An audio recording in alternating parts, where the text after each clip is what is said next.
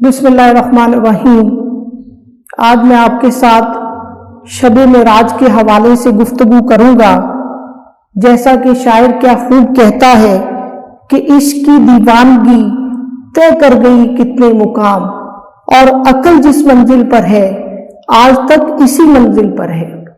واقعہ معراج کو عشق سے سمجھا جا سکتا ہے اور عقل جو ہے وہ راستے میں رہ جاتی ہے۔ اور یا اللہ رب العزت نے جن کو عقل سلیم عطا کیا ہے انہیں واقعہ معراج سمجھ میں آنا شروع ہو جاتا ہے۔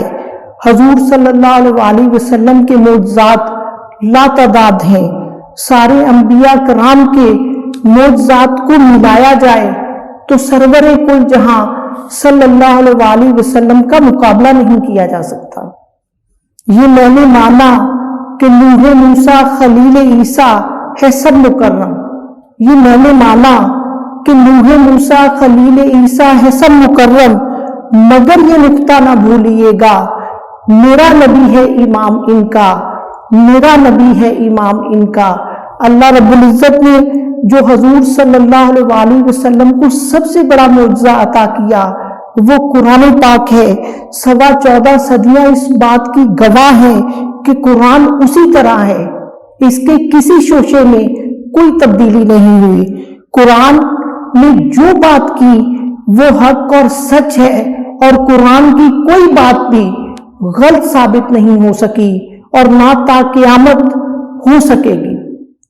اس کے بعد اللہ رب العزت نے جو حضور صلی اللہ علیہ وسلم کو جو معجزہ عطا کیا وہ معراج النبی ہے۔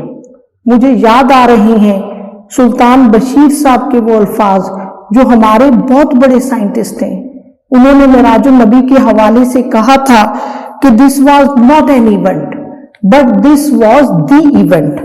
یہ جو معجزہ ہے یہ خاص معجزہ ہے، اور اس معجزے کے اندر کتنی حکمتیں موجود ہیں انسانیت کے لیے۔ جو تسخیر کائنات کا باب اول ہی کھلا وہ واقعہ معراج ہے۔ واقعہ معراج شروع ہوا تو انسان کی پرواز اوپر کو شروع ہوئی، اور اللہ رب العزت نے اس سے پہلے جو انبیاء کرام کو معجزات عطا کیے وہ سارے زمینی تھے۔ آگ اگر ٹھنڈی ہوئی تو اس جہاں میں ہوئی، اگر پتھروں سے چشمے جاری ہوئے تو اس جہاں میں ہوئے، اگر مردوں کو زندہ کیا گیا اس جہاں میں کیا گیا، اگر کوڑوں کو تندرست کیا گیا تو اس جہاں میں کیا گیا، اگر لوہے کو لیا اور پانی میں تبدیل ہو گیا تو اسی جہاں کا معجزہ ہے۔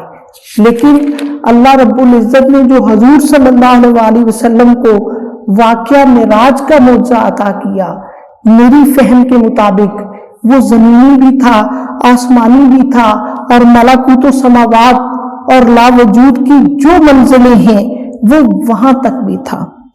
یہ عقل و فہم فراستیں، شعور و فکر نظر کے دعوے، حد تعین سے بڑھ نہ پائے، نہ چھو سکے ان بلندیوں کو جہاں مقام محمدی ہے، جہاں مقام محمدی ہے۔